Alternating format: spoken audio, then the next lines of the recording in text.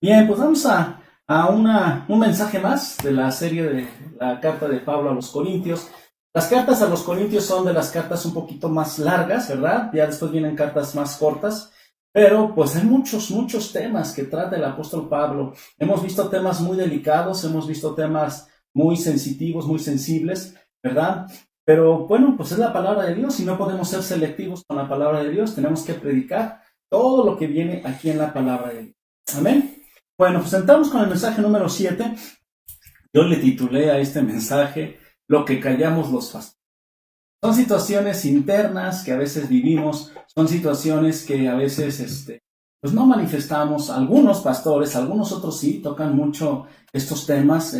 Se habla de ofrendas, cuando se habla de diezmos, cuando se habla de finanzas, constantemente están tocando el tema ante sus situaciones. Pero hay algunos otros que no. Yo soy uno de aquellos que no temas, pero que vienen en la palabra de Dios y que también es importante que seamos instruidos en cuanto a estos temas, ¿verdad? Que vamos a tocar y que vienen precisamente en este capítulo número 9 de la primera carta a los. Estamos hablando acerca de una defensa que presenta Pablo, por eso decimos lo que callamos los pastores o lo que callamos los ministros, ¿no? Pablo había permanecido callado ante una serie de críticas, ante una serie de observaciones hacia su persona, hacia su ministerio, y había estado calladito, ¿no? Sin embargo, en el caso de los Corintios, sabemos que era una iglesia bastante espiritual, entre comillas, pero ese espiritualismo realmente era una situación de la carne, era una iglesia muy carnal, muy criticona, que juzgaba mucho, y entonces pues empezaron a criticar el ministerio de Pablo. Y a a los oídos de Pablo llegó toda esa crítica, llegó toda esa información, y bueno, aquí Pablo empieza a demostrar nuevamente una verdad que surge de su propio ministerio ante el ataque y la crítica que él estaba sufriendo. Imagínense, el apóstol Pablo, ¿no? Un hombre entregado a Dios, un hombre que de alguna y de otra manera, ¿verdad? Él era un hombre que pues había entregado toda su vida, todo su tiempo, servía a Dios con toda pasión. Dice la Biblia que pues no había otro que trabajase más que él, ni siquiera los apóstoles que estuvieron con nuestro Señor Jesucristo hicieron el trabajo que él hizo, tremendo trabajo, ¿verdad? Una de las cuestiones que comentábamos en en mensajes pasados era porque Pablo era soltero, él no estaba sujeto en ese sentido a una vida matrimonial y por lo tanto todo su tiempo lo dedicaba en absoluto al ministerio, ¿verdad? Y bueno, pero lo empezaron a juzgar, ¿sí? Todos los ministerios, hermanos, sean buenos, sean malos, son sujetos a críticas. Y muchas veces con justa razón. Muchas veces porque hay ministerios que dejan mucho que desear, hay ministerios que vemos que están desviados, que vemos que buscan otros objetivos diferentes a servir a Cristo, hay otros que no, como el caso de Pablo, ¿no? Pues Pablo lo único que hacía era servir a Dios con todo su corazón. Sin embargo, recibía críticas fuertes de parte de la iglesia de Corinto. Y bueno, pues él se da la oportunidad de defender su ministerio ante aquellos que lo juzgaban. Había permanecido callado, pero llegó un momento en que empieza a presentar defensa delante de los corintios en contra de todas esas críticas que él recibía, ¿verdad? Él empezó entonces a poner las cosas en su lugar, en su debida dimensión. Llegó un momento en que dijo, ya no es sano, ya no es bueno que estos corintios estén hable y hable, ¿verdad? Y poniendo en mal el ministerio de Pablo, pero sobre todo poniendo en mal el camino de Cristo, ¿no? El cristianismo. Entonces, pues empieza él a debatir, empieza a argumentar su defensa, principalmente bajo su estilo. Él lo hacía a través de preguntas, ¿no? Empieza a hacer una serie de preguntas, las cuales, si nosotros analizamos de manera lógica y de manera sencilla, práctica y rápida, pues todas tenían una respuesta sí. Entonces Pablo empieza a cuestionar, ¿verdad? Empieza a cuestionar a los corintios en todas sus críticas, en todo lo que ellos estaban diciendo. Y entonces, pues él empieza a mostrar la efectividad de su ministerio apostólico, sobre todo en Corinto. Yo le comentaba en mensajes pasados que el apóstol Pablo en la iglesia en Corinto fue una de las iglesias a las que más tiempo les dedicó. Entonces, pues imagínense, ¿no? Estuvo mucho tiempo con ellos, trabajó mucho tiempo con ellos, fundó la iglesia, la dejó perfectamente bien establecida, se la dejó a Apolos, ¿verdad? Apolos ya vimos, ya predicamos acerca de ese maestro Apolos que cometió muchos errores y causó divisiones en la iglesia. Sin embargo, Pablo, ¿verdad? Pablo no tenía en ese sentido errores que le pudieron reclamar los corintios. Y entonces él empieza a hacer su argumentación y su defensa. Entonces, por eso es que yo le llamé a este mensaje lo que callamos los pastores. Pablo había callado por un tiempo, pero finalmente se decide a cuestionar a los que lo estaban criticando, a los que lo estaban juzgando, ¿verdad? Y entonces, pues él empieza haciendo una serie de precisiones. Y el primer punto que yo quiero tocar en esta tarde, ¿verdad? Es lo que callamos los pastores. Muchas veces callamos los cuestionamientos del ministerio, como punto número 1.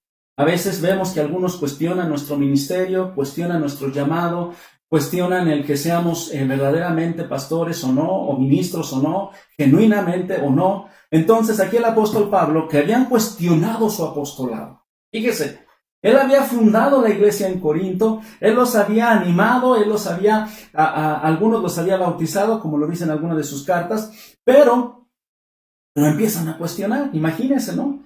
Vamos a 1 Corintios capítulo 9 y vamos a ver los 3 primeros versículos. Mire cómo dice el apóstol Pablo, cómo empieza esta parte. Dice, ¿no soy apóstol? Porque estaban cuestionando su apostolado. Segunda pregunta, ¿no soy libre? Tercera pregunta, ¿no he visto a Jesús, el Señor nuestro? Cuarta pregunta. Quinta pregunta, ¿no sois vosotros mi obra en el Señor? ¿No fundé yo la iglesia? ¿No llegué allí en uno de los viajes misioneros y invertí parte de mi tiempo y de mi vida? Versículo número 2. Si para otros no soy apóstol, a lo mejor otras ciudades, otros ministerios podrían cuestionarlo, pero aquí dice Pablo, para vosotros ciertamente lo soy.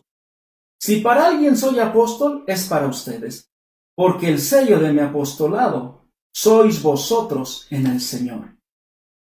Contra los que me acusan, después de hacer estas preguntas y entrar con esa retórica tan imponente, ¿verdad?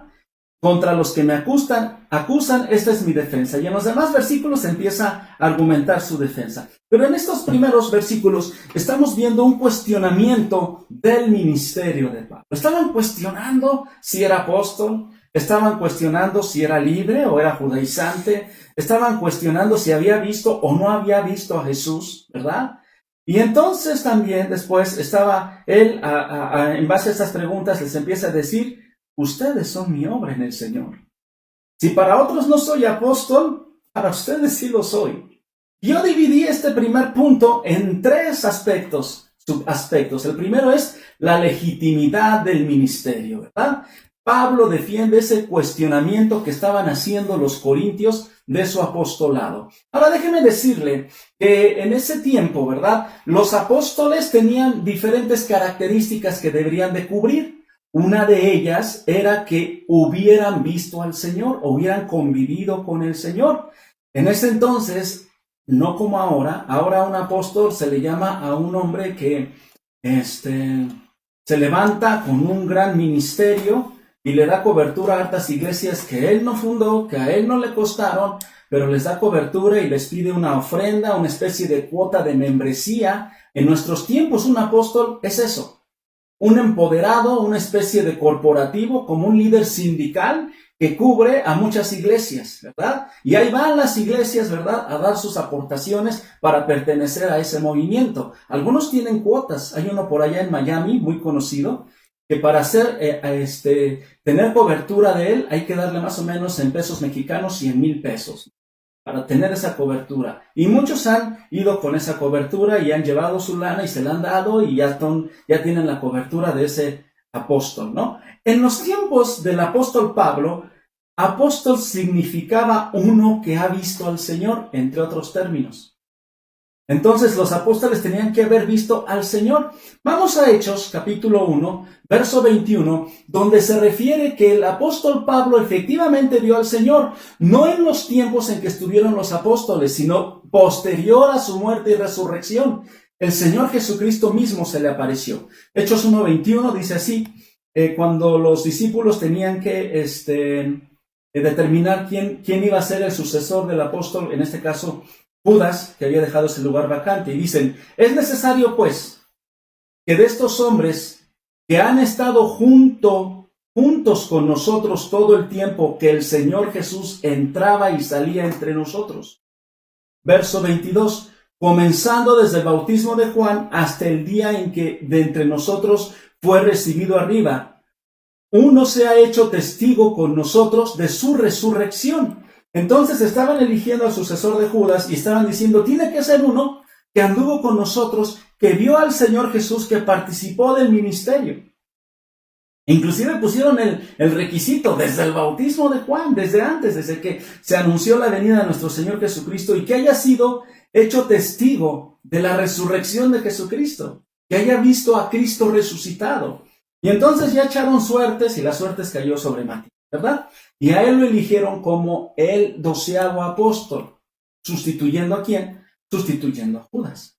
Ahora, este es uno de los cuestionamientos que probablemente hacían los corintios diciendo que Pablo no era apóstol. Pero vamos a Hechos 9:17. Además, Hechos, en el capítulo 7, por ahí capítulo 8, vemos cuando el Señor Jesús se le apareció a Pablo camino a Damasco. Pero no nada más lo escribió él, sino que también otros tuvieron la revelación de este hecho. Vamos a Hechos 9:17, donde dice la palabra de Dios. Fue entonces Ananías y entró en la casa y poniendo sobre él las manos, refiriéndose a Pablo, dijo, hermano Saulo, el Señor Jesús, que se te apareció en el camino por donde venías, me ha enviado para que recibas la vista y seas lleno del Espíritu Santo. Pablo vio a Jesús.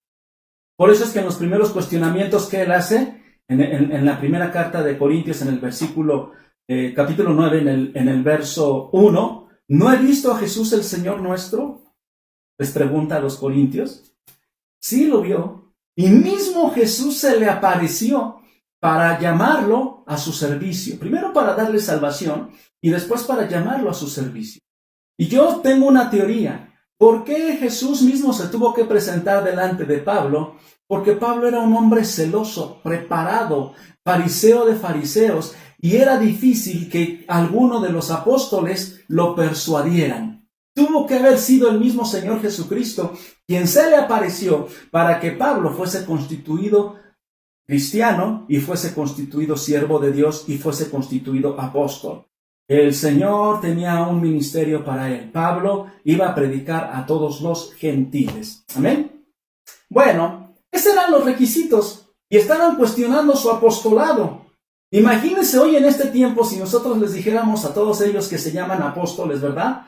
Oye, ¿has visto al Señor Jesús? Sí, claro, he orado y he tenido revelaciones, pero ¿se te ha parecido? Porque según la definición de apóstolos es alguien que vio al Señor físicamente con sus ojos. Pablo lo vio. Jesús se le apareció. ¿Sí?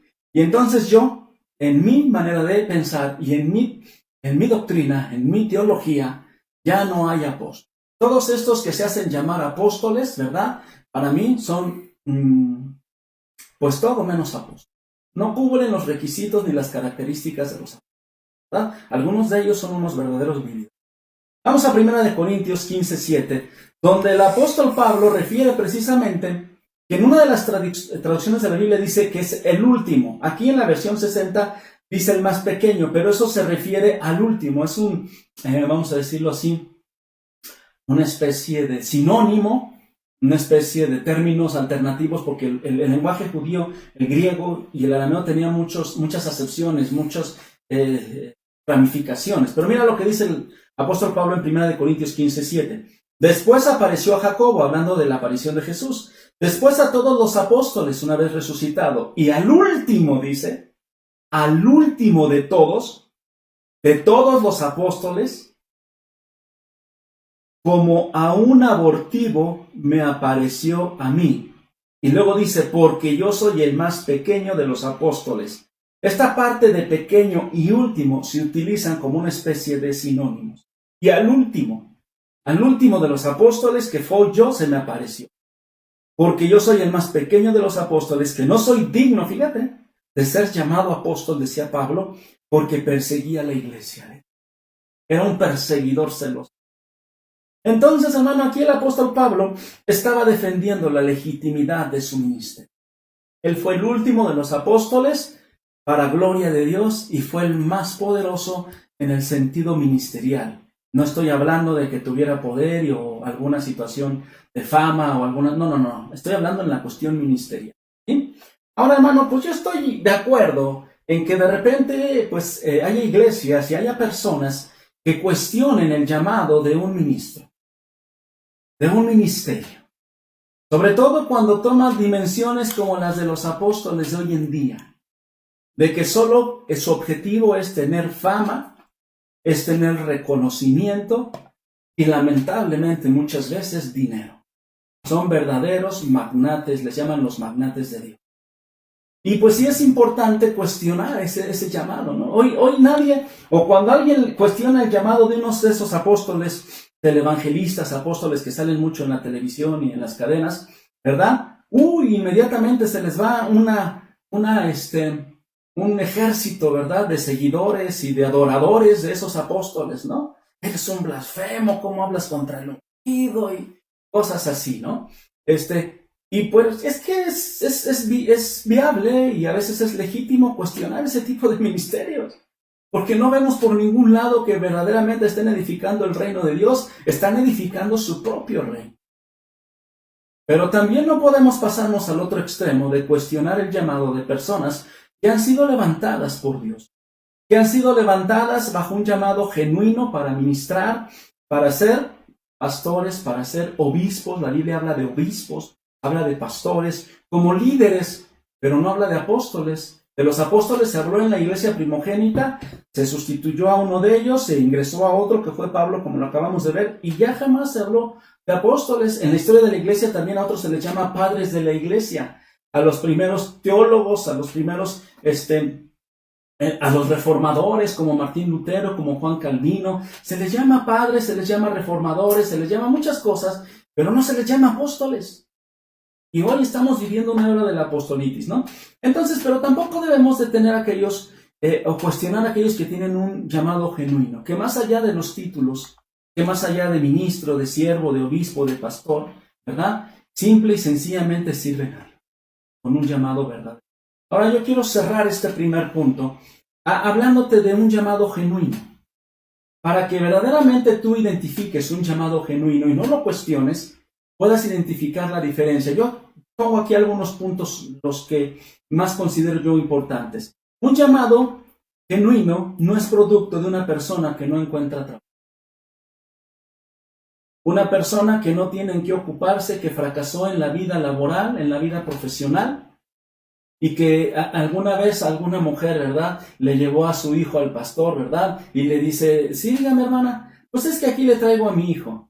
Ya reprobó 5 materias, no quiere estudiar, es un flojo, tampoco se quiere ir a trabajar. Entonces, pues ya hablé con él y le dije, bueno, pues vámonos a la iglesia, aunque sea, métete de pastor. Y aquí se lo traigo para que usted después lo haga pastor. No, hermano. Un llamado genuino no es producto de una persona que está buscando la manera, ¿verdad?, de tener un trabajo, de tener un empleo. La Biblia les llama asalariados. Esos no son verdaderos siervos, son asalariados. Y solamente quieren servir por la cuestión económica.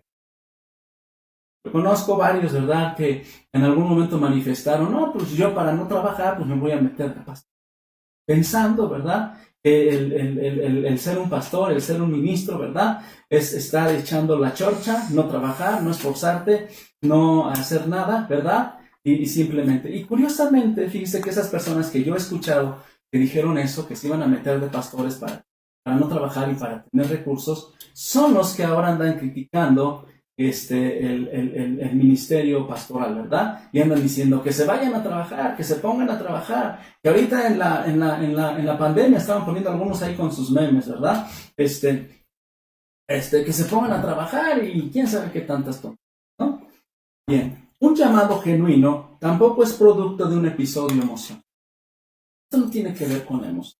Esto no tiene que ver que de repente estás en un servicio y te emocionas, escuchas una palabra, el testimonio de un siervo y te emocionas y ¡ay, sí, qué padre, qué bonito, cómo Dios lo levantó, cómo Dios lo usó! Yo quiero ser pastor. por la emoción, guiado por el mensaje del momento, guiado por un momento, un toque del Señor, un toque del Espíritu Santo, y que te produce emoción, porque somos seres emocionales, ¿verdad? ¿Es que eso tú piensas que es un genuino llamado? No, tampoco. Hay muchas personas que se emocionan, ¿verdad? Y dicen servir al Señor, y a la primera de cambios ni lo sirven, se acaba la emoción, se acaba su llamado. Un llamado tampoco es una herencia familiar. Tampoco los hijos de los pastores tienen que ser pastores. Ellos son hijos de pastores, hijos de ministros. Y ellos tienen que tener su propio llamado si es que Dios los llama. Hay muchos pasajes en el Antiguo Testamento donde se hablaba de los profetas y la escuela de los profetas, y se hablaba de los hijos de los profetas, pero no se dice que los hijos de los profetas eran profetas. No necesariamente un llamado genuino tiene que venir de la familia pastor. No necesariamente. El hijo del pastor probablemente tenga un llamado. Si Dios lo llama y lo confirma, pues Dios lo puede llamar, levantar, a servir en otra iglesia, o inclusive a quedarse a pastorear en la iglesia en la que él está sirviendo y ministrando. ¿Sí? Bien, ok. Entonces, ese es otro punto. Otro punto, un llamado tampoco viene de una antigüedad en el camino. Personas, ¿verdad?, que dicen, no, pues yo ya tengo 30 años caminando con Dios, ya tengo que ser pastor. No. Si Dios no te llamó, si Dios te llamó a ser un ministro de oración, a ser un servidor, a limpiar el templo por esos 30 años, Dios te sigue usando. No necesariamente por antigüedad. Ahora ya me toca ser pastor. Algunos así en las iglesias lo piensan. No, pues es que ya se fue el pastor, o ahorita con la pandemia, ¿no? Ya murió el pastor, pues vamos a escoger al hermano más antiguo y a lo ponemos como pastor. Tampoco. Y un llamado tampoco es producto de una división en una iglesia. Tampoco. Muchas veces hay problemas en las iglesias, se dividen, ¿verdad? Y entonces dicen, bueno, pues entonces el que causó la división es el que va a ser el pastor. Ninguno de estos son llamados genuinos. ¿Sí? Un llamado genuino es cuando Dios te llama, cuando recibes una revelación de parte de Dios, no porque no tengas trabajo, no porque sea un episodio emocional, no porque seas el hijo del pastor, no porque tengas muchos años, o no porque haya habido una división en la iglesia y ahora quién se hace cargo. No. Dios hace un llamado. En el caso de su servidor en mi ministerio, Dios me llamó años antes de que yo tomara el pastor. Lo recuerdo todavía perfectamente bien. Ese llamado fue en un tiempo en el que yo estaba preparando una enseñanza para el ministerio de alabanza que yo dirigía en mi congregación, donde yo servía, donde yo estaba sujeto a mi pastor. Y entonces, en uno de esos tiempos de oración, de intimidad con Dios, Dios me dijo, te llamo a mi servicio, me vas a servir. En ese momento yo no, al otro día llegué y le dije al pastor, ¿sabe qué? Que Dios ya me dijo que yo soy llamado a servirle, y entonces hágase un lado, sigo yo. Lo guardé en mi corazón junto con mi esposa, lo estuvimos orando, y llegado el tiempo, llegado el momento, el Señor confirmó su palabra. No sé si 10 o por lo menos 7 años después de ese llamado fue que yo empecé a pastorear. ¿Sí? Muy bien. Ok. Entonces, el segundo punto es la evidencia palpable de un ministerio. ¿Sí? Primero está el cuestionamiento, ¿verdad? La legitimidad del ministerio. El segundo es la evidencia palpable. ¿Sí? Y entonces Pablo les está diciendo, ustedes como iglesia son la prueba de mi apostolado, son la prueba de mi ministerio. Él fundó la iglesia en Corinto. ¿Cómo le estaban cuestionando? Él mismo. Dice, ustedes son el sello de mi apostolado. Entonces, esa es otra parte. La evidencia de un ministerio se ve inmediatamente, se percibe. La iglesia, ¿verdad?, crece, no tanto en número, pero crecen los miembros de la congregación, se desarrollan los ministerios. Una congregación, un ministerio legítimo, es un ministerio que tiene fruto. Ahí se ve la evidencia. Y el apóstol Pablo les está diciendo a los corintios, ustedes son el fruto de mi apostolado. A lo mejor les decía, todos carnales, ¿verdad? Y todos ritualistas y todos lo que han dejado entrar en su congregación, pero son el sello de mi apostolado. Entonces, en un ministerio, cualquiera que sea, la evidencia está en la gente, en el crecimiento que han tenido las personas en el ámbito espiritual, en el surgimiento de otros ministerios a partir de ese ministerio. ¿Sí? Yo doy gracias a Dios porque a partir de este ministerio, ¿verdad? Hay algunos hermanos que están sirviendo en otras congregaciones. Uno ya fue ordenado pastor, ¿verdad? Estuvieron con nosotros, yo los bauticé, ¿verdad? Y el otro pues va que vuela también para el pastorado. Son dos muchachos que tienen ese llamado y damos gracias a Dios por ello, ¿verdad? Imagínense que ellos, por ejemplo, siendo ahorita ya pastores, ¿verdad? Cuestionaran el ministerio de un servidor, ¿no? Yo podría decirles, pues yo les bauticé en el nombre del Señor. ¿Ven? Bueno, punto número 2. Vamos al punto número 2. Entonces, el punto número 1 que ya vimos es legitimidad del ministerio, del cual desarrollamos 2 puntos, ¿verdad? La legitimidad y la evidencia palpable. Número 2, los derechos justos de un ministerio. Otra de las cosas de lo que los pastores callamos, ¿verdad? En este caso Pablo, los apóstoles callan, pues era acerca de los derechos justos de un ministerio. Y vamos a ver en 1 Corintios 9, a partir del verso 4 al verso 14. Sígame con mucho cuidado, porque Pablo lo había callado, pero aquí lo empieza a hablar. ¿Acaso no tenemos derecho de comer y beber? ¿No tenemos derecho de traer con nosotros una hermana por mujer, como también los otros apóstoles y los hermanos del Señor y Cefas? ¿O solo yo y Bernabé no tenemos derecho de no trabajar? Porque Pablo y Bernabé se dedicaban, aparte de trabajar, a sus oficios. Verso 7. ¿Quién fue jamás soldado a sus propias expensas? ¿Quién planta viña y no come de su fruto? ¿O quién apacienta el rebaño y no toma de la leche del rebaño? Verso 8. ¿Digo esto solo como hombre? ¿No dice esto también la ley? Porque en la ley de Moisés está escrito, no pondrás bozal al buey que trilla. ¿Tiene Dios cuidado de los bueyes o lo dice enteramente por nosotros? Pues por nosotros escribió, porque con esperanza debe arar el que ara, y el que trilla con esperanza de recibir del fruto. Si nosotros sembramos entre vosotros lo espiritual, ¿es gran cosa si segáramos de vosotros lo material? Si otros participan de este derecho sobre vosotros, ¿cuánto más nosotros?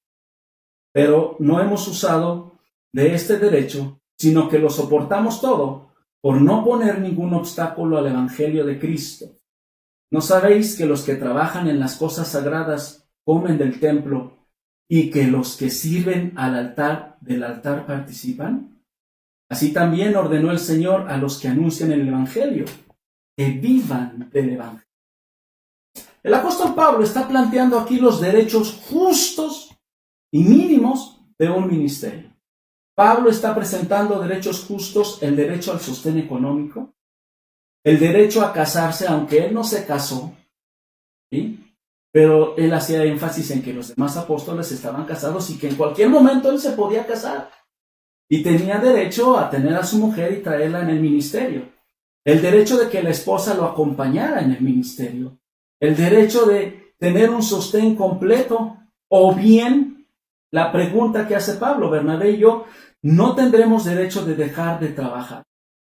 Es decir, como ya los había acostumbrado a la iglesia, tanto Bernabé como Pablo, que tenían sus propios oficios, ¿verdad? No tenían derecho en algún momento determinado a decir, ya no trabajamos más, ahora vamos a sostenernos totalmente del ministerio. Tenían. Era un derecho y era un derecho legítimo. ¿Sí? Desde ese entonces, hermano, pues había ministerios de tiempo completo y de tiempo parcial. Pablo dedicaba un tiempo parcial hacia construir sus tiendas y tener sus ingresos, y otro tiempo para predicar la palabra. Lo mismo que Bernabé. Y los otros discípulos, los otros apóstoles, se dedicaban al 100%. Déjeme decirle que yo reconozco la fe y honro a los pastores que se dedican de tiempo completo a la obra. ¡Wow! ¡Qué fe! Viven por fe, ¿verdad? Y yo doy gracias a Dios por la vida de esos pastores. Pero también aquí observo que dice el apóstol Pablo, él se reserva ese derecho y él trabajaba para no ser obstáculo del evangelio. Y estos derechos de los que está hablando el apóstol Pablo son tan obvios como el derecho de un soldado a recibir su paga, como el derecho del dueño de una viña a cosechar su fruto, el derecho de los pastores a degustar de la leche de sus rebaños, porque lo veía desde un punto de vista humano. Dice, ¿les estoy hablando acaso como hombre? Pero no tan solo les estoy hablando como hombre, sino que en el Antiguo Testamento la ley lo establece. ¿Dios se ocupaba de los burros? No, lo estaba diciendo porque tenían que dejar a los, en este caso a los levitas, a los sacerdotes, participar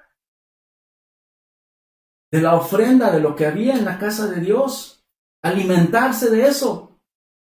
¿Sí? Entonces también en el Nuevo Testamento el Señor Jesús, te lo vamos a desglosar un poquito más a detalle. ¿Sí? Y el apóstol Pablo está diciendo, son derechos que cualquiera tiene. Cualquiera que va y presta un servicio o vende un producto, recibe la paga de ese servicio, recibe la paga de ese producto. Cuando tú y yo vamos a comer a un restaurante, ¿verdad? A mí me gusta. De repente están bonitos los lugares y va uno y degusta, ¿verdad? Hace poquito mis hermanos, doy gracias a Dios por la vida de mis hermanos, en mi cumpleaños me llevaron a unas carnes asadas muy ricas.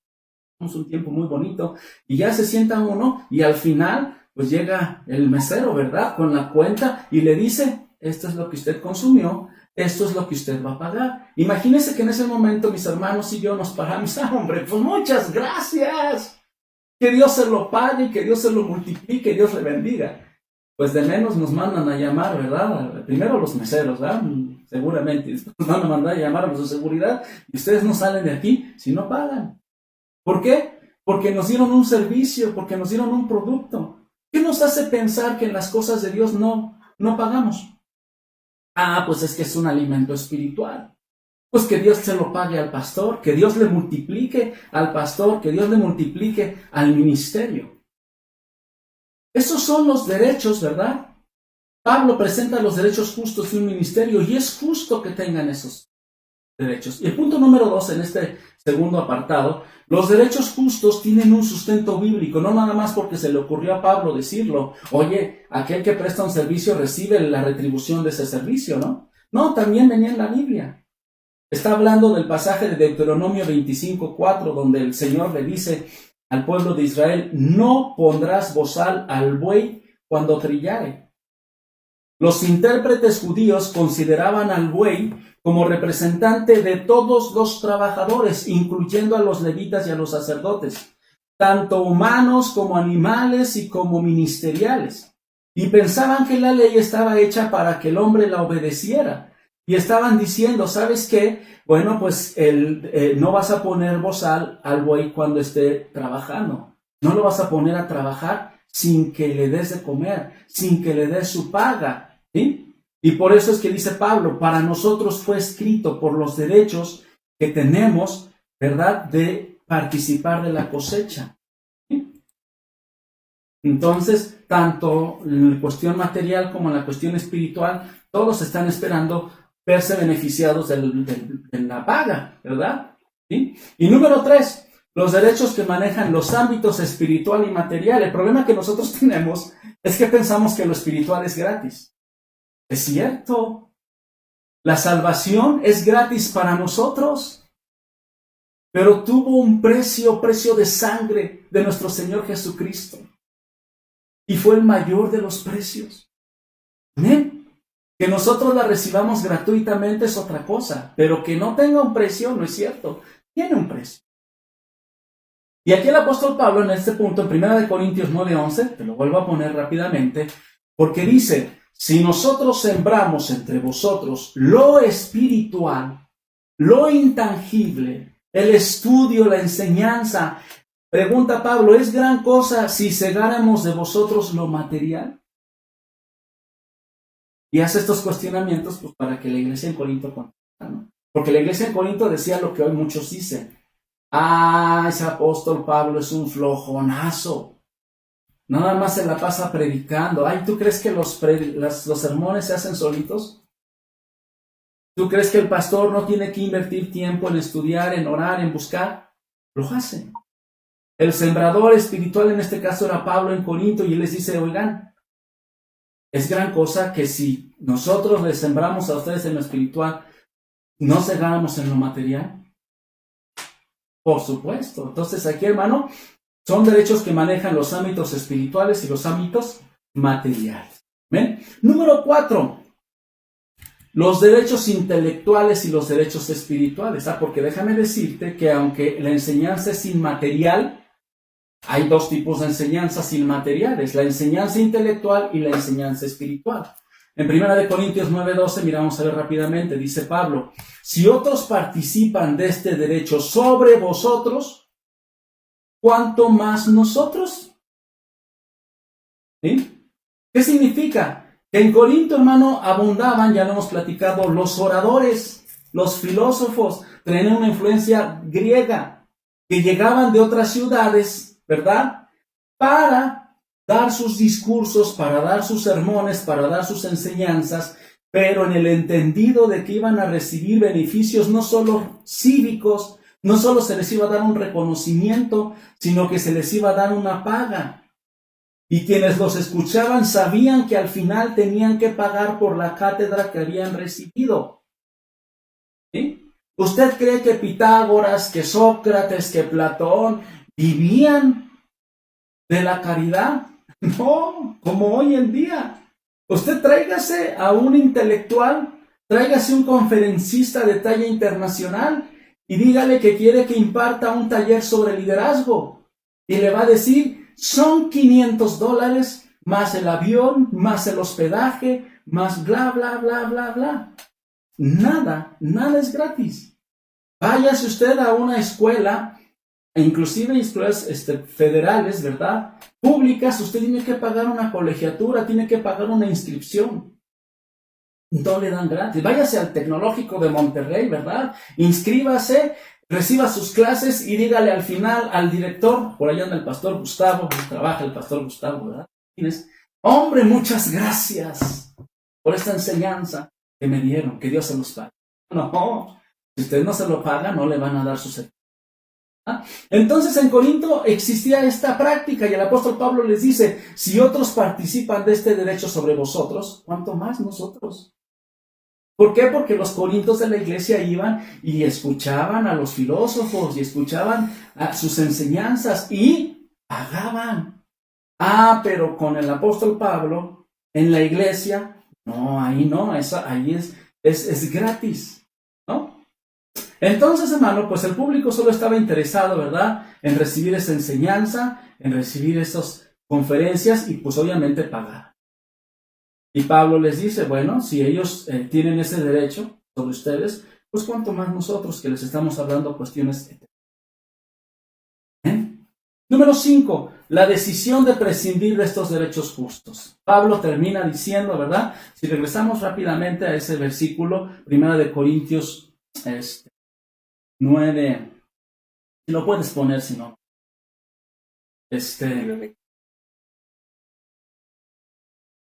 Bien.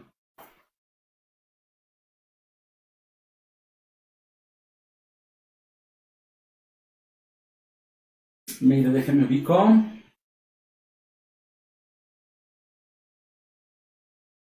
9:12.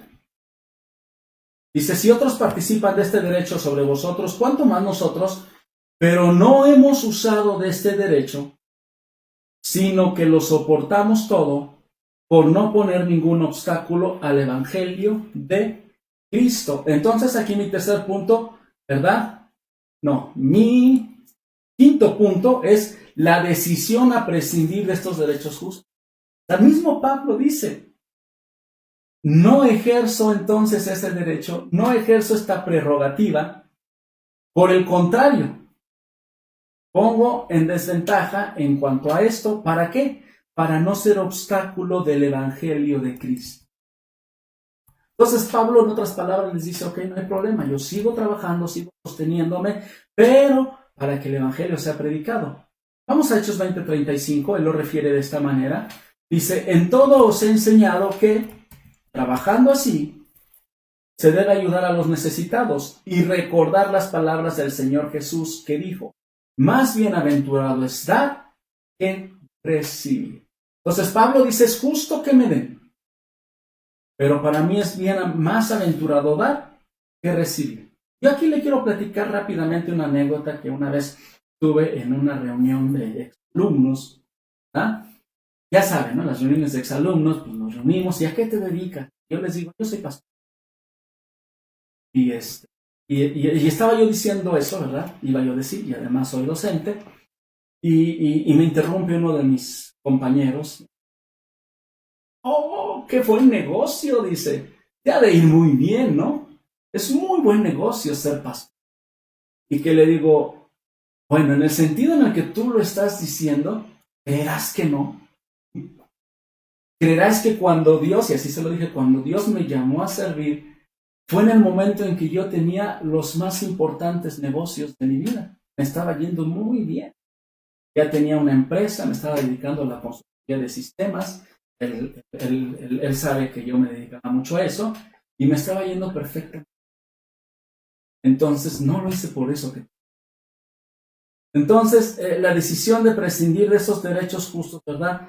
Es cuando nosotros entendemos que no se hace esto por dinero, sino por ser. Número 6. El derecho justo de vivir del Evangelio. Porque también es justo que se prescinda de ese derecho como lo hizo Pablo, pero también era justo, y lo estaba poniendo enfáticamente, que Pedro y todos los demás que vivían del Evangelio lo estaban haciendo justamente. Por eso es que yo le digo que yo admiro a los pastores que viven al 100% del ministerio. Vamos a 1 Corintios 9:13, donde dice Pablo, ¿no sabéis que los que trabajan en las cosas sagradas comen del templo, y que los que sirven al altar del altar participan? Desde el Antiguo Testamento así estaba establecido.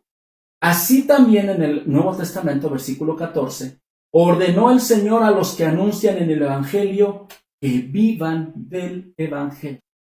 ¿Sí? Y esto lo vemos porque el Señor Jesús le dijo a sus discípulos en Mateo 18, vamos rápidamente a Mateo 18, ¿verdad? Donde el Señor Jesús estableció este principio y les dice a sus discípulos, a sus apóstoles, sanad enfermos, limpiad leprosos, resucitad muertos, echad fuera demonios. De gracia recibisteis, da de gracia. Lo que Dios te ha dado, tú dalo. Versículo número 9. No os proveáis de oro, ni plata, ni cobre en vuestros cintos, ni de alforja para el camino, ni de 2 túnicas, ni de calzado, ni de bordón, porque el obrero es digno.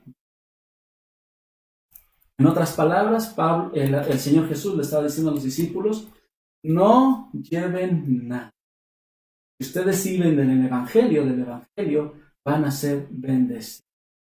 Sin embargo, aquí el apóstol Pablo, ¿verdad? Vimos que ese derecho que fue ordenado por el Señor Jesús, Pablo lo está poniendo como un derecho justo de vivir del Evangelio, ¿verdad? Pablo consideraba no reclamar ese derecho para no ser un estorbo del Evangelio. Para que no le dijeran como mi compañero que trató de decirme, eres un vividor, vives del pastorado, escogiste el pastorado por ambición, qué buena elección hiciste. Yo tuve que aclararle eso. No es por eso, mi estimado. Si tú conoces a otros que lo hacen por eso, pues te doy la razón, porque hay muchos que lo hacen por eso. ¿Servidor? No. Número 3, lo que callamos los pastores. Punto número 3, los abusos del ministerio. Ahora vamos a la otra parte. Ya hablamos de los derechos, ¿verdad? De los que Pablo enfatiza, reclama y los pone bien claritos como lo acabamos de ver. Pero también está el otro lado de la balanza, los abusos del ministerio. Vamos a 1 Corintios 9:15 y vamos a leer del 15 al 23 rápidamente. Dice el apóstol Pablo, pero yo de nada de esto me he aprovechado. ¿Había quien se aprovechaba? Sí. Ni tampoco he escrito esto para que se haga así conmigo.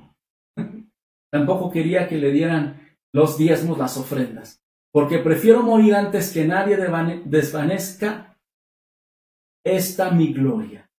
Pues si anuncio el Evangelio, no tengo por qué gloriarme, porque me es impuesta necesidad. Y ay de mí si no anunciar el Evangelio. Por lo cual, si lo hago de buena voluntad, recompensa tendré. Pero si de mala voluntad, la comisión me ha sido encomendada. Verso 18. ¿Cuál pues es mi galardón? ¿Voy a ganar mucho dinero por predicar el Evangelio? ¿No? Que predicando el Evangelio presente gratuitamente el Evangelio de Cristo para no abusar de mi derecho en el Evangelio. Verso 19. Por lo cual, siendo libre de todos, me he hecho siervo de todos para ganar a mayor número. Verso 20. Me he hecho a los judíos como judío para ganar a los judíos, a los que están sujetos a la ley, aunque yo no estoy sujeto a la ley, como sujeto a la ley para ganar a los que están sujetos a la ley. Verso 21. A los que están sin ley, como si yo estuviera sin ley, no estando yo sin ley de Dios, sino bajo la ley de Cristo. Verdades tan interesantes. Para ganar a los que están sin ley, y me he hecho débil a los débiles para ganar a los débiles. A todos me he hecho de todo, para que de todos modos salve a algunos. Y esto hago por causa del Evangelio, para hacerme copartícipe de él. Desgloso varios puntos. El primero, es justo vivir del Evangelio, como vimos en el punto anterior, es justo, pero no aprovecharse de él. Eso es injusto y es perverso, y tendrá su recompensa quien lo haga. Aquí en el verso 15 nos dice, pero yo de nada de esto me he aprovechado, porque si hay quienes se aprovechaban y se aprovechan hoy en día, ni tampoco he escrito esto para que se haga así conmigo, porque prefiero morir antes que nadie desvanezca esta mi gloria. Pues si anuncio el Evangelio, no tengo por qué gloriarme, porque me es impuesta necesidad, y ay de mí si no anunciar el Evangelio. ¿Qué está diciéndonos aquí Pablo? El Evangelio es para vivir de él, no para hacerse rico de él. El Evangelio es por necesidad impuesta, no para que te gloríes. Oh, yo soy el gran predicador, he ganado tantas almas. No, es algo que nos fue impuesto. El Señor Jesucristo dijo, id y predicar el Evangelio a todos, a todas las naciones. El Evangelio no es por buena voluntad, no por motivaciones personales. Esa es la mala voluntad. Es por buena voluntad, ¿sí? Y en el Evangelio, el galardón es presentarlo gratuitamente, no para exigir mi derecho de ser retribuido justamente en lo económico. Ese era el galardón de Pablo. No quiero que me den, no quiero que No. Si yo lo hago gratis, para eso voy y hago mis tiendas, decía Pablo, para tener mis gastos. Pero, ¿verdad? Dice aquí, ese galardón será orgullo mío, será algo para gloria de Dios en ese sentido. Entonces, otra parte, hermano. El Evangelio no es para ser, el Evangelio es para ser empáticos con los demás, no para que ellos lo sean con nosotros. Él se hizo judío a los judíos para ganarlos para Cristo. No judíos a los no judíos para ganarlos para Cristo. A los que vivían bajo esa ley para ganarlos para Cristo. A los que vivían sin ley, como si viviera sin ley, aunque él tenía la ley de Cristo en el fondo, para ganarse a las personas para Cristo. O sea débil a los débiles para ganarlos para Cristo. El Evangelio es para que tú tengas empatía con las personas, no para que las personas tengan empatía contigo y se identifiquen contigo y te alaben y te glorifiquen. No, es para que el nombre de Dios sea glorificado, para que su Evangelio sea predicado. Número 2 de este punto, no hacerse de la participación del Evangelio, sino hacerse copartícipe de él. Fíjese qué interesante, dice allá en 1 Corintios 9:23, y esto hago por causa del Evangelio para hacerme copartícipe de él. Algunos son copartícipes de algún movimiento social, de un ámbito social, del grupo feminista, de un grupo político, se hacen copartícipes de un equipo de fútbol, se unen y se agregan en algún club social, en algún grupo social. Aquí el apóstol Pablo dice, yo soy copartícipe del Evangelio, mi pasión es el Evangelio. En todos estos otros fines es exigir y recibir tus derechos.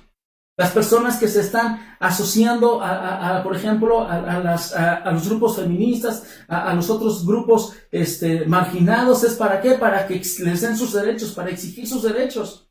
Cuando tú y yo somos copartícipes del Evangelio, es para perdernos, no para exigir.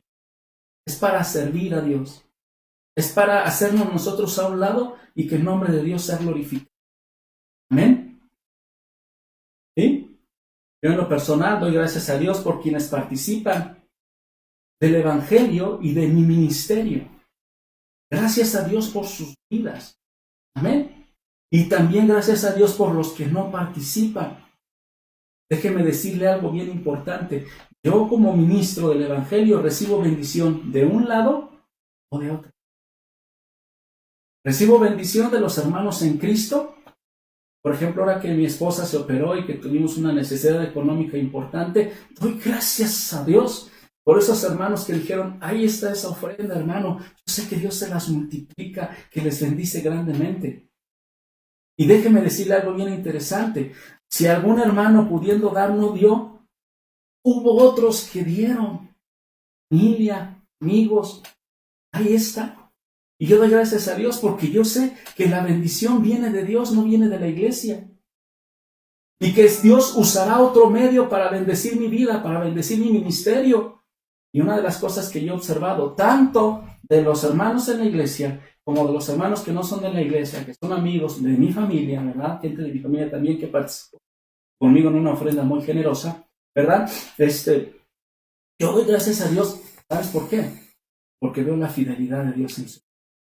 Porque veo que Dios les multiplica, porque veo que Dios les provee, porque veo que Dios les permite tener bendiciones sobre algunos.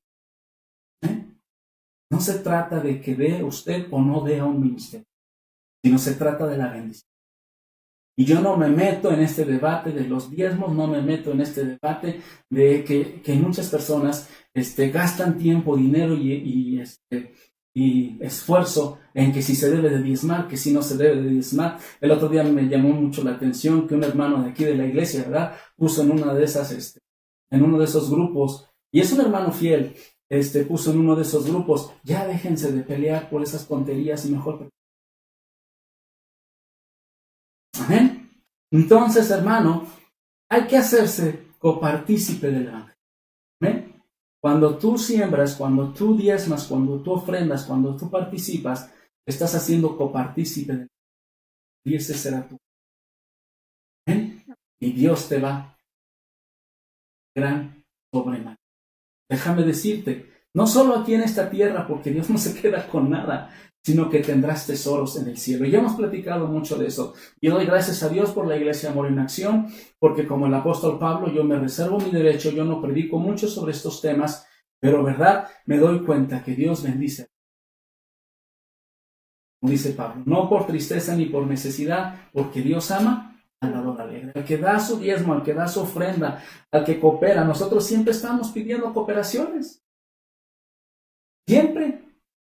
Para la construcción, para bendecir a otros hermanos, ¿verdad? Para todo pedimos. Y yo doy muchas gracias a Dios por los hermanos que cooperan en todos los rubros. Hay quien dice, esto es para el diezmo, esto es para la ofrenda, esto es para la construcción. ¿Sí? Hay quien dice, esto es para la construcción. Hay quien dice, ahí está mi diezmo y se acabó. Hermano, cada quien dé como Dios lo propuso en su vida. Viva en libertad en ese sentido. ¿Ven? Sabiendo que Dios le va a bendecir, porque Dios bendice y ama. Cierro ese punto, y ese punto yo normalmente lo callo, pero hoy lo tuve que predicar porque no lo encontramos aquí. Punto número 4, lo que callamos los pastores. Algunos llegarán a la meta, otros no. A veces es fuerte. Y aquí el apóstol Pablo no se lo calló. Y les dijo a los corintios precisamente, ¿por qué? Porque a raíz de todos estos cuestionamientos, a raíz de toda esta carnalidad que vivían ellos, que si se tenía que llamar apóstol, que si le teníamos que dar para su manutención o no, que si es un vividor, que si es esto, que si es lo otro. Vivían en las cuestiones carnales y hemos viniendo viendo desde la parte sexual, desde la parte de división, desde muchas cosas que tenían los corintios. El apóstol Pablo les tiene que decir, cuidado. Unos llegarán y otros no llegarán. Y eso yo hoy no lo quiero callar y lo quiero decir fuerte, Iglesia Amor en Acción. Unos llegarán a la meta. Nosotros queremos que todos lleguen a la meta. La obligación, el ministerio, el privilegio de un pastor es presentarse delante del Señor y decir, aquí están los que me diste. Pero lamentable y tristemente algunos no llegan. Mira cómo lo plantea Pablo. 1 Corintios 9:24 y dice, ¿no sabéis que los que corren en el estadio, todos a la verdad corren? Aparentemente van todos, ¿no? Pero uno solo se lleva el premio. No todos van a llegar. No todos van a alcanzar. Corred de tal manera que lo obtengáis, dice Pablo. Vive tu vida cristiana de tal manera que obtengas el premio, la gloria eterna. No porque esté predicando yo una salvación por obra, sino porque no descuides esa salvación que ya te ha dado. Número 25. Todo aquel que lucha, de todo se abstiene. Ellos a la verdad para recibir una corona corruptible, pero nosotros una incorruptible. Verso 26. Así que yo de esta manera corro, no como a la aventura. De esta manera peleo, no como quien golpea el aire, sino que golpeo mi cuerpo y lo pongo en servidumbre, no sea que habiendo sido heraldo para otros, yo mismo venga a ser eliminado. Pablo les está diciendo, en esta carrera no todos vamos a llegar. Y no sé ustedes, pero yo me estoy enfocando, me estoy disciplinando. ¿Quiénes llegarán? Los que corren para obtener el premio. No los que corren por correr. No los que van a la iglesia porque sus papás les dicen. No porque ya es una costumbre y una religión. Los que luchan. No los que se dan por vencidos. Los que se abstienen del pecado. Los que corren y pelean con objetivos espirituales bien claros, tienen su meta espiritual. Los que se disciplinan y sujetan su carne, eso es lo que está diciendo Pablo. Esos van a llegar. Y los que cuidan y guardan su testimonio. Esos son los que van a llegar a la meta. No todos van a llegar a la meta. No todos. Triste y lamentablemente, una de las oraciones que tenemos ahorita en los grupos de pastores es que la iglesia permanezca. Los que ya están regresando a reuniones dicen que un alto porcentaje de sus congregantes ya dejaron de luchar.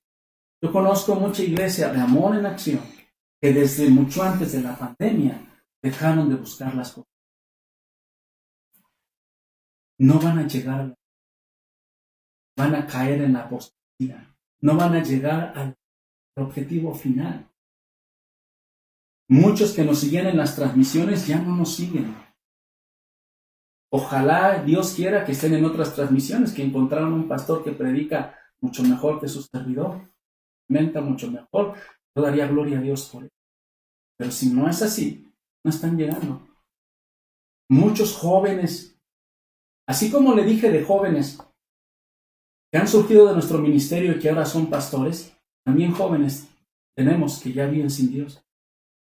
Que ya les da lo mismo buscar a Dios, sino que ya viven bajo sus filosofías y sus maneras de pensar, sus objetivos modernos, sus grupos sociales modernos. Se han apartado de la comunión de Cristo, se han apartado, y me da mucha tristeza cuando sé de ellos que andan en esa condición. No puedo hacer más que orar. Están los que llegan y están los que no llegarán. Punto número 2. Los que no corren. Corren por inercia. Los que no luchan. Los que se les vino la pandemia y ya se desanimaron y ya andan en el mundo. O desde antes de la pandemia. Vino la primera prueba, no la soportaron, no la lucharon y se apartaron del camino de Dios. los que no se abstienen del pecado, muchos que no están en la comunión de la iglesia. ¿Sabes por qué? El pecado. Porque les gustan las acciones de la carne, gustan los vicios, las malas prácticas, malas costumbres. ¿Quiénes no van a llegar? Los que corren y pelean sin objetivos espirituales. Pablo dice, yo no ando golpeándole al viento, yo sé dónde tengo que acertar mis golpes contra del enemigo. ¿Quiénes no llegarán? Los que no se disciplinan ni sujetan su carne. No se disciplinan en las cosas espirituales. Tenemos 2 transmisiones a la semana. Ya no le estoy hablando de reuniones, ya no le estoy hablando que tiene que tomar su carro e ir a la iglesia y llegar puntual y estar escuchando la palabra de Dios. Le estoy hablando que allí en sus pantuflas, en la comunidad de su hogar, se siente en su sala, prenda su tele, conecte su dispositivo y nos siga en la reunión. Y no lo están haciendo. No se disciplinan. Hace poquito compartí un meme. 2 reuniones a la semana y en esos tiempos hacemos compromisos. Y muchos otros no visitan el mensaje. Los mensajes y todos los cultos están ahí en nuestra página de Facebook. Si usted no estuvo, usted lo puede consultar después, pero preferentemente conéctese.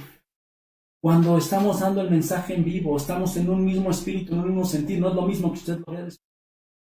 No se disciplinan. Yo me pregunto y realmente estoy orando y mi esposa y yo estamos preocupados como los demás pastores están preocupados.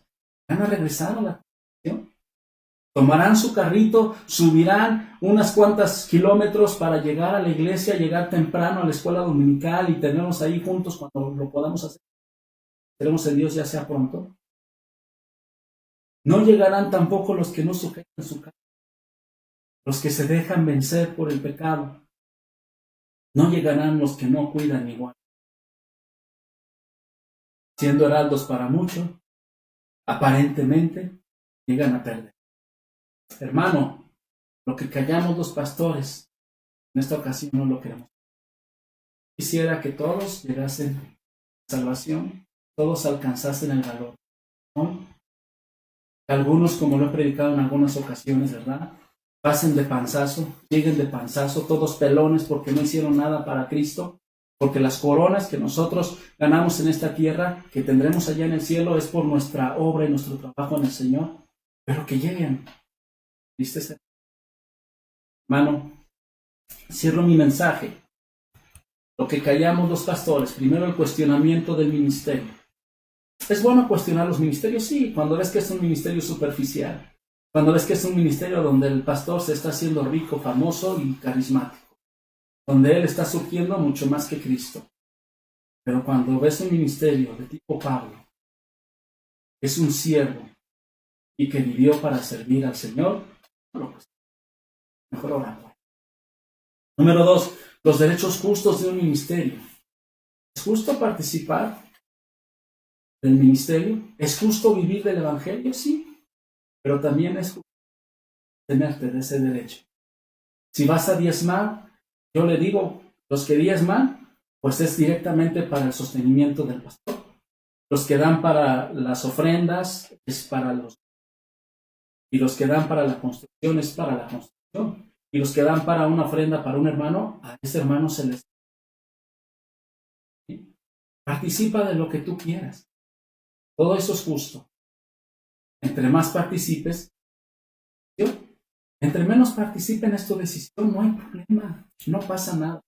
Dios con nosotros y seguimos adelante. De cualquier manera, Dios bendice y provee. Los abusos del ministerio, callamos. Sí, es cierto. Muchos que viven del ministerio para el negocio de él. No es para nada justificable los... Ellos darán cuentas de el megapastor que tiene su yate y que presume es bendecido en este sentido. Bueno, pues, da cuentas también. Y el último punto, unos llegarán de los que llegan. Tomemos el ejemplo y los consejos de la... No nos distraigamos. Disciplinémonos en la... Dios les bendiga, amados hermanos.